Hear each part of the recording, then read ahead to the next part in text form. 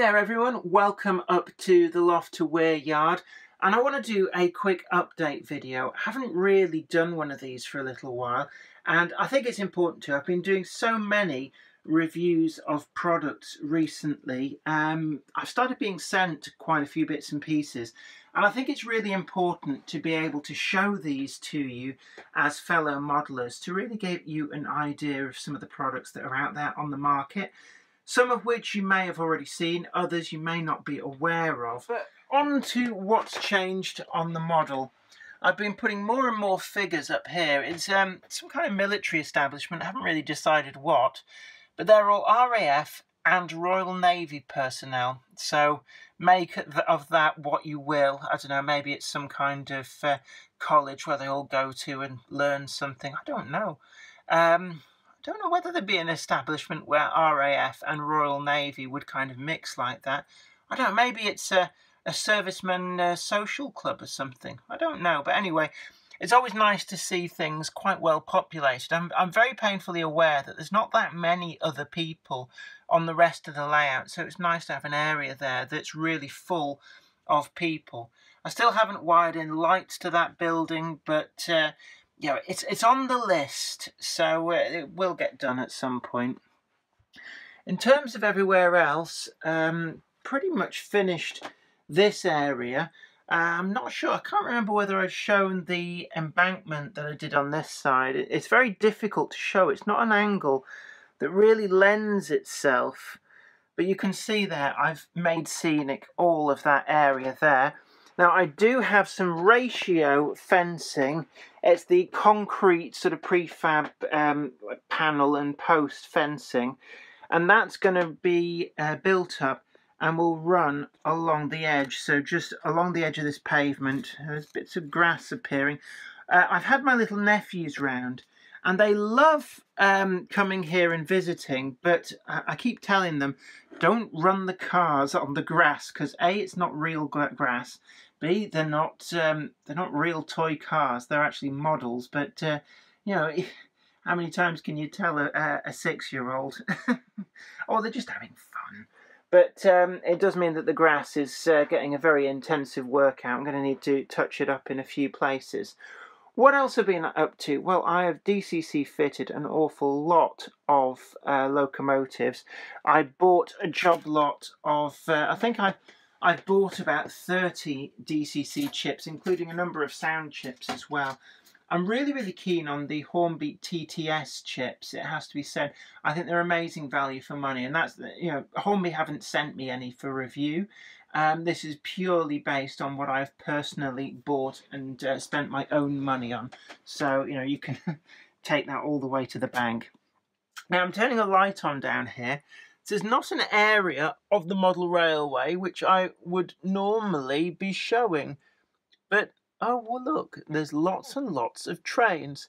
Now it's very difficult to show from this angle, but that's 3 lines deep going all the way to the wall.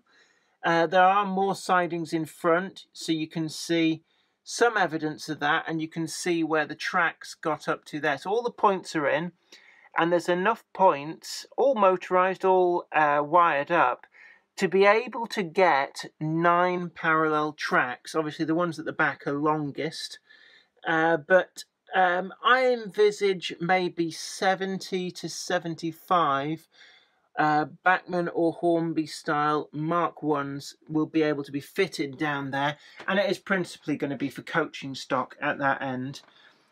So there's another long shot there. You can see all of my building material at the bottom.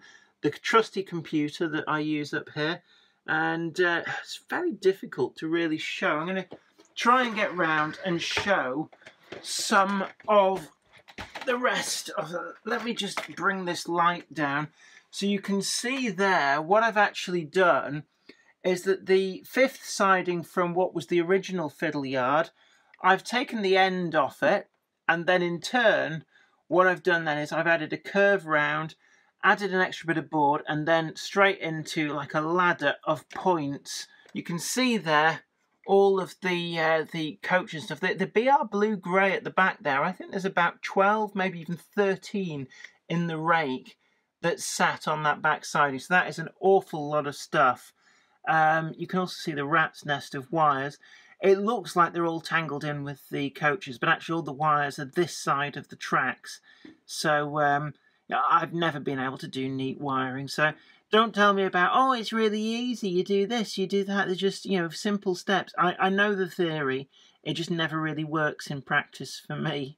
But that is probably the biggest construction that's been on the go. And retrofitting all of this has been a complete and utter nightmare, it has to be said, because you're having to build all this underneath an existing layout, and there's only maybe 6 inches of headroom, maybe even less, between that lower baseboard and the underside of the baseboard above it.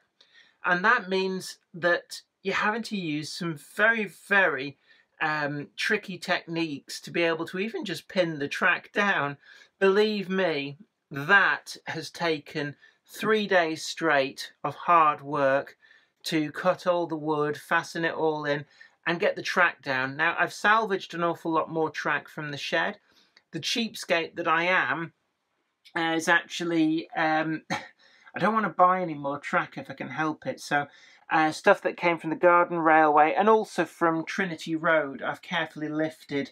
What would have been platform 5 has yielded several yards of really useful track, actually. It wasn't too badly damaged at all. So all of that's gone down into those sidings down there. And hopefully it will eventually mean that most of my Mark 1 collection can then be on the tracks. Now, these switches here, didn't turn the transformer on. There we are. These switches here, you probably hear the clicks. These are controlling, in turn, all of the points underneath. And I very carefully set it up and tested and retested so that where these point levers are pointing, when that lever is down, that means that the route is set for the train to go in and to the left. When it's set that way, it's in and to the right. So basically the train travels in the direction that the lever points, and then all the points are wired in the ladder in turn. Now, one of these levers activates 2 points because of the way it's all been done, and it does work, trust me. And then there is one final point, because there's only 6 levers here, controlling 7 points. There's an 8th point, which is wired to a spare lever over there that's just completely out of necessity. I had 2 spare levers unused over there. I ran out of levers over here, so what the hell. The point's not going to get used an awful lot, so there we are.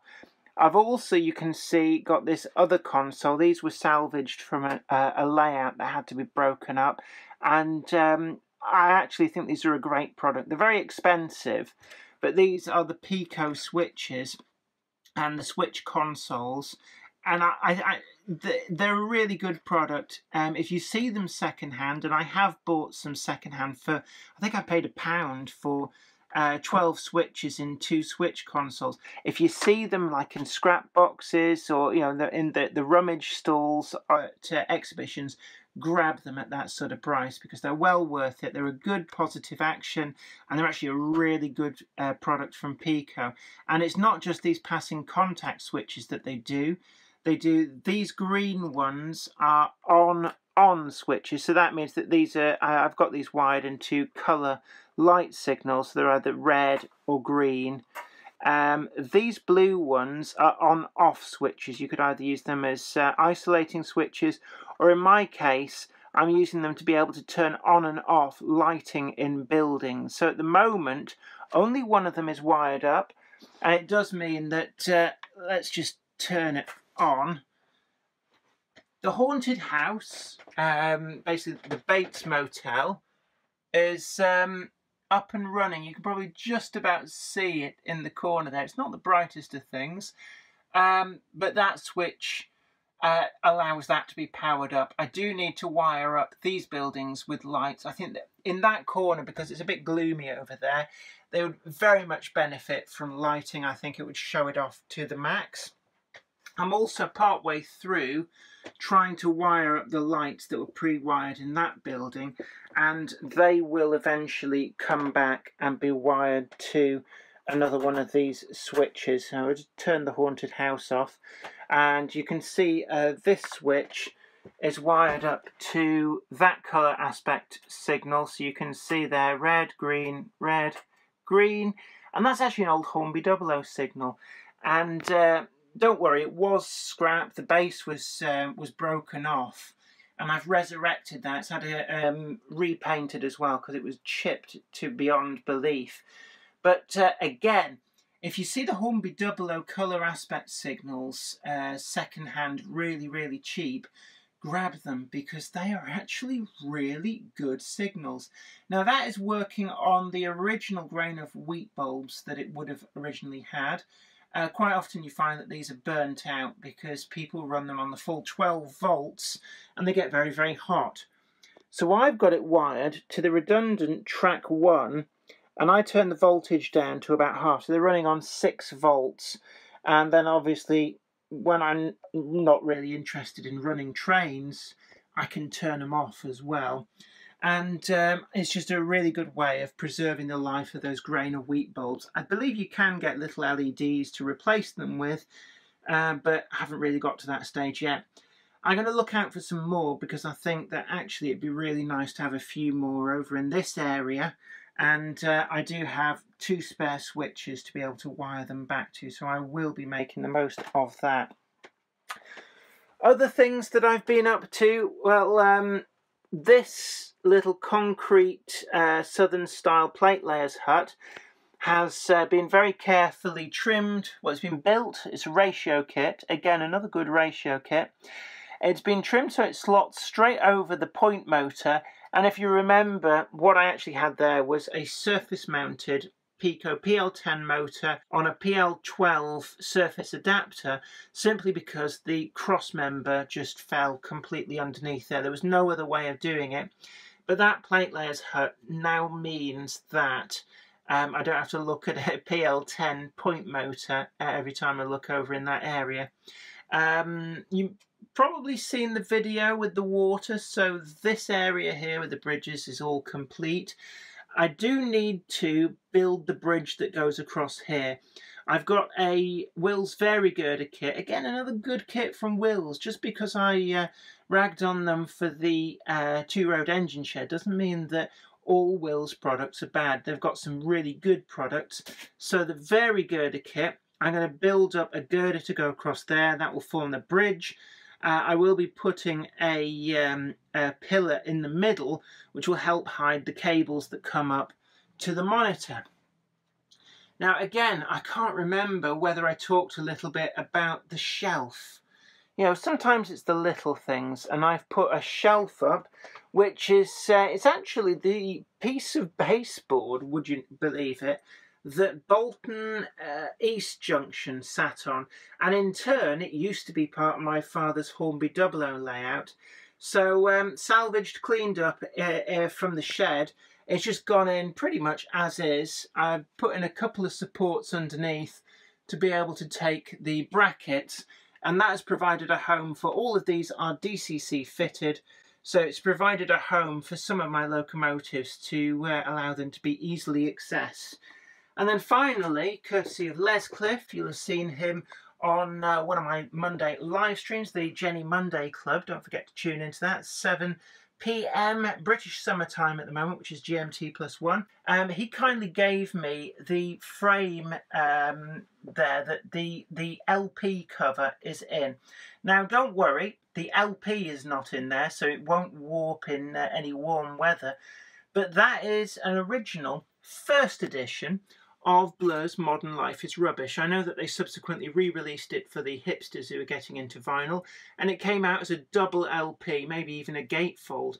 But this is an original 1990s pressing. Yes, it did exist back then, and it came on a single LP, and actually the sound quality was a little bit ropey. I can remember this. I bought this, the previous album, Leisure, and the subsequent album, Park Life, all at the time on LP, and was a bit disappointed with the sound quality, but it's a good railway themed album cover, and courtesy of Les Cliff I had this frame to put it in, so I thought a very fitting album cover to display on the wall, and it really does fit in nicely here.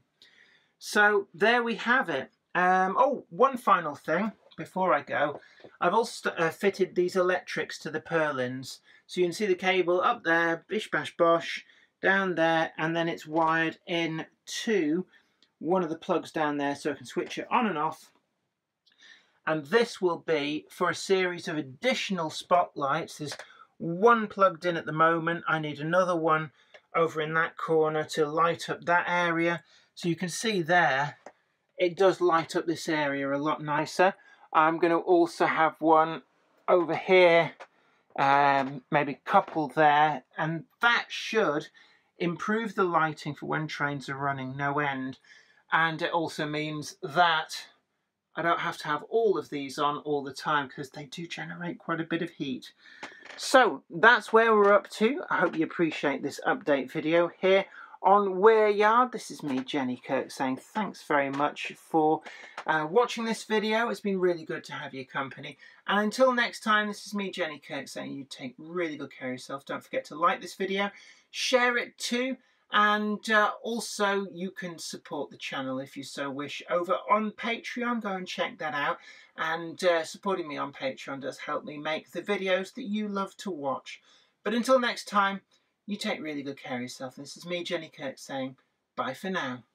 Today's video has been brought to you in part thanks to the generous donation of my fans on Patreon. And a huge thanks goes out to Anthony Kidson, Mark Anthony, Michael Churchwood, Bob Threeton, Alec Ralph, Anthony Hunt, William Wade, Wayne Johns, and Offshore Alan. If you'd like to help support the show, head on over to patreon.com/Jennifer Kirk. Thank you. Today's video has been brought to you by my books, Bringing Home the Stars, Twinkle Little Star, and also you can get the complete comic collections of All Over the House, Books 1, Books 2, and also the wacky zany Life of Knobty Mouse. Thanks, and catch you later.